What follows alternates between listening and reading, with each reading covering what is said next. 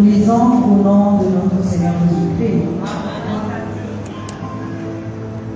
2 Rois, chapitre 4, verset 10. Faisant une petite chambre haute avec des murs, et mettons-y pour lui un lit, une table, un siège et un chandelier, afin qu'il s'y retire quand il viendra chez nous. Alléluia. Nous pouvons nous asseoir.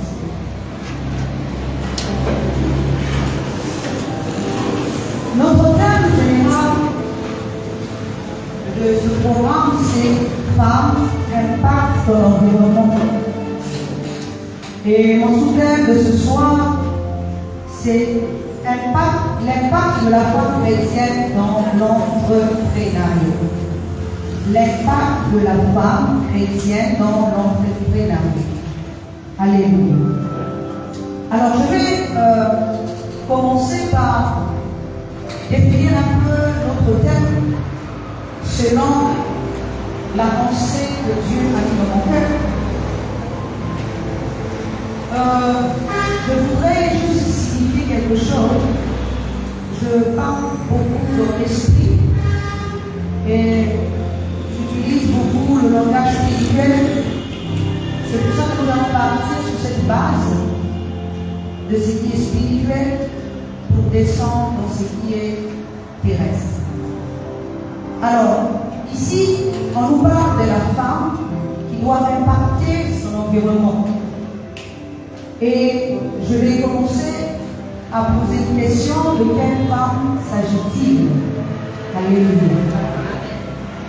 Physiquement, nous sommes ici, nous sommes deux principes de l'homme. Le principe masculin et le principe féminin de l'homme. Parce que même dans la Bible, il n'y a pas de race de la femme. La Bible dit, après avoir créé l'homme et la femme dans le Genèse chapitre 5, verset 1, il nous est dit qu'il les appela du nom d'homme. Il n'y a pas de race de la femme. Ce qui revient à dire que la véritable femme n'est pas une femme physique, parce que la femme physique est un principe, mais que la véritable femme est la conscience de l'homme, parce que c'est la conscience de l'homme qui épouse Dieu. Peu importe que nous soyons hommes ou femmes, nous tous, nous sommes épouses de Dieu. C'est pour ça que la parole de Dieu nous dit que le Créateur est notre époux. Alléluia. Physiquement, nous avons les maris. Physiquement, nous avons les femmes. Mais un seul est notre époux, c'est le Créateur lui-même. Et il n'épouse pas l'homme physique, il épouse la conscience qui est dans l'homme. Alléluia. C'est pour ça qu'il est dit dans la parole de Dieu qu'en réalité, dans l'homme, c'est l'esprit. C'est le souffle de Dieu qui donne l'intelligence. Alléluia. Si tu es d'accord avec moi, acclame très très fort.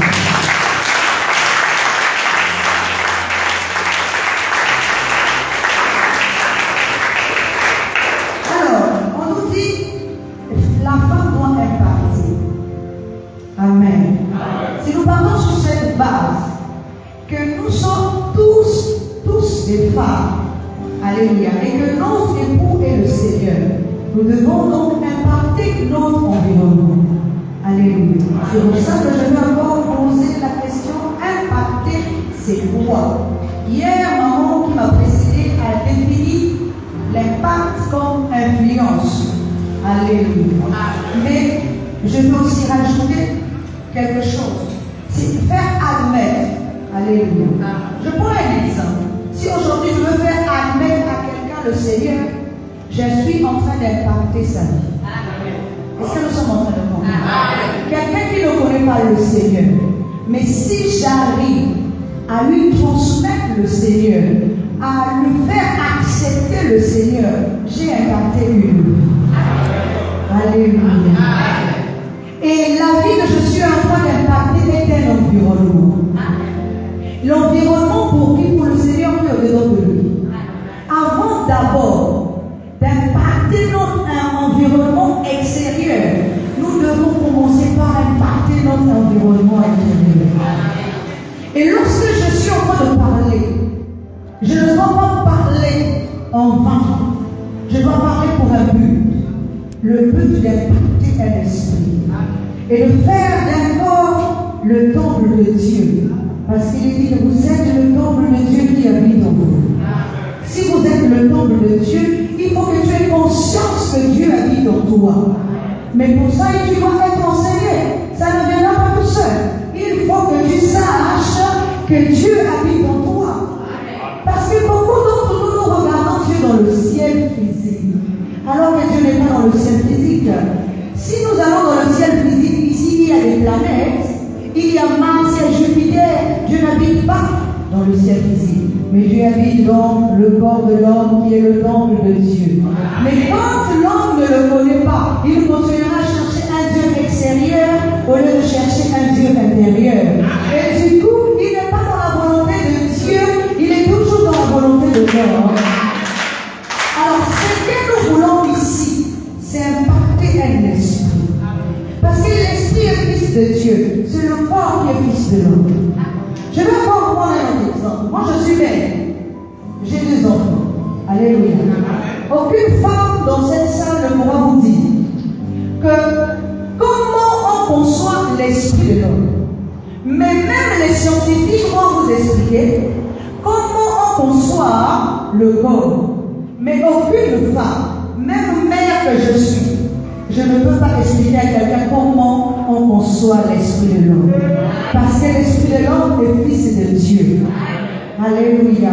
Mais le corps, on peut nous expliquer comment on conçoit, comment même le corps est formé dans le corps de la femme. Mais on ne peut pas nous expliquer comment l'esprit est formé. Parce que seul Dieu connaît comment il forme l'esprit. Une fois qu'il a formé l'esprit, il le dépose dans le corps de l'homme. Alléluia. Donc l'esprit est fils de Dieu. C'est pour ça que la parole de Dieu nous dit, un enfant nous est né, un fils nous est donné. Le fils ne naît pas, mais le fils est donné. Alors que le corps naît, mais l'esprit ne naît pas. L'esprit est bien don du ciel. Alléluia. Mais le corps, c'est celui qui naît. Alléluia. Un fils nous est né, plutôt un enfant nous est né. La différence entre un enfant et l'esprit et un fils. Alléluia. Alors c'est pour ça que je voudrais vous prendre l'exemple d'une femme que j'aime bien. Alléluia. Dans la Bible, c'est Marie de Magdala. Comment on peut impacter son environnement? Alléluia. La parole de Dieu nous dit que, je cite, dans toute la Bible, il n'y a personne, je dis bien personne, qui est resté au pied de Jésus de Marie de Magdala. Marie de Magdala est la seule personne que Jésus enseignait en privé. Vous pouvez parcourir toute la Bible, de A à Z. Il n'y a pas eu quelqu'un d'autre que Jésus a enseigné en privé. Seule Marie de Magdala. Alléluia.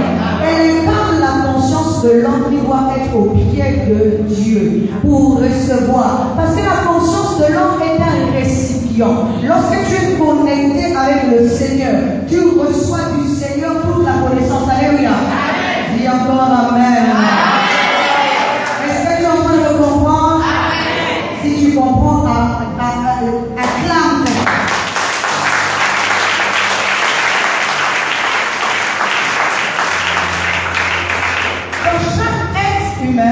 Il y a une partie qui est extérieure, qui se tracasse pour les choses du monde.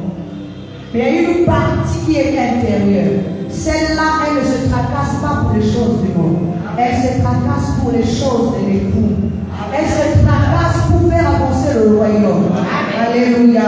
Elle ne se tracasse pas pour les choses du monde. C'est pour ça que Jésus pouvait dire à Marie a choisi la bonne part. Le corps va choisir la mauvaise part. Mais l'esprit choisira toujours la bonne part qui ne lui sera jamais ôtée. Alléluia. C'est pour ça que l'esprit est au pied du Seigneur pour pouvoir recevoir du Seigneur. C'est pour ça que, alléluia. Je vais vous dire quelque chose en passant. Lorsque j'ai commencé à enseigner les choses de l'esprit, beaucoup de gens m'ont dit, il ne faut pas enseigner ça au peuple de Dieu parce qu'ils ne peuvent pas comprendre. Je leur ai dit, vous savez, l'esprit comprend les choses de l'esprit.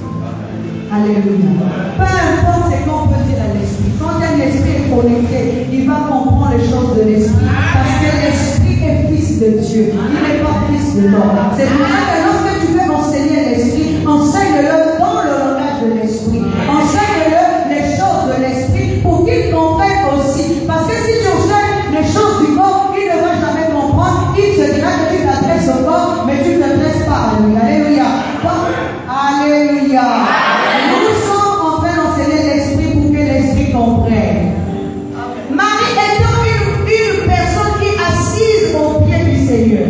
C'est pour ça qu'elle connaissait. Tous les disciples, je cite bien, personne ne connaissait que Jésus devait ressusciter le troisième jour. Dis encore amen. Pourtant, la Bible nous dit qu'ils étaient avec lui tous les jours. Or, Marie de Magdala est la seule personne avec les autres femmes allée au tombeau le troisième jour. Elle n'est pas allée le premier jour. Elle n'est pas allée le deuxième jour. Elle est allée le troisième jour. Parce que c'est elle qui a entendu l'enseignement. Parce que c'est elle qui a retenu l'enseignement. Parce que c'est elle qui a compris quel était le jour de la résurrection.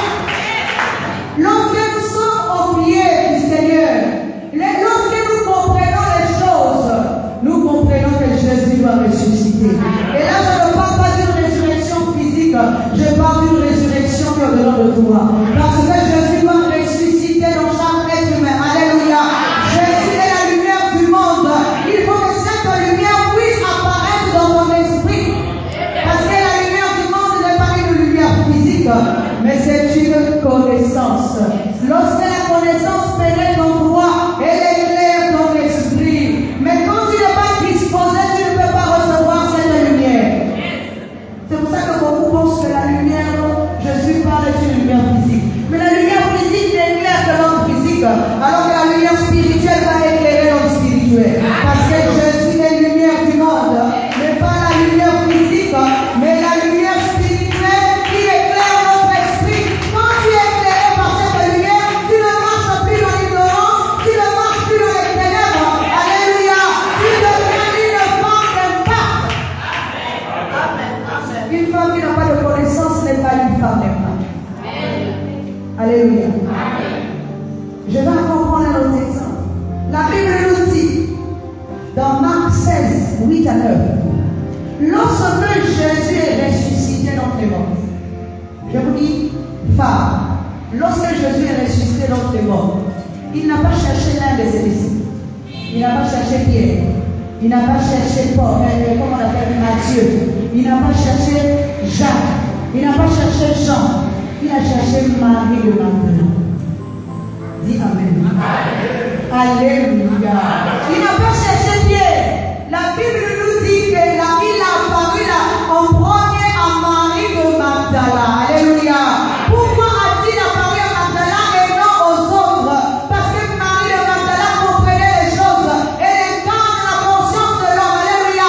Et c'est l'homme, c'est elle qui va recevoir. Écoutez bien. Jésus va lui dire, va dire à tes frères que je suis ressuscité dans les morts. Alléluia.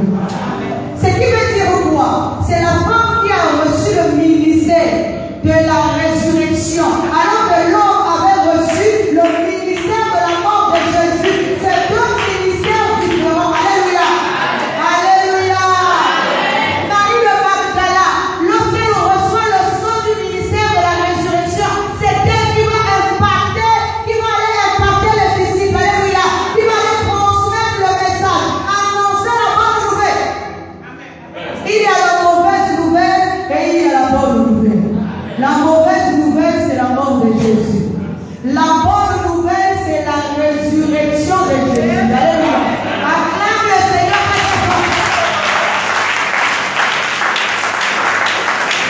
Je t'apprends ce soir que si tu veux impacter, il faut que tu connaisses le message que tu dois transmettre. Alléluia. Parce qu'on ne donne que ce que nous avons. Tu ne peux pas donner ce que tu n'as pas. On ne peut pas aussi impacter si nous ne donnons pas la vie. La femme a la vie. C'est le message de la vie que tu dois transmettre. Alléluia.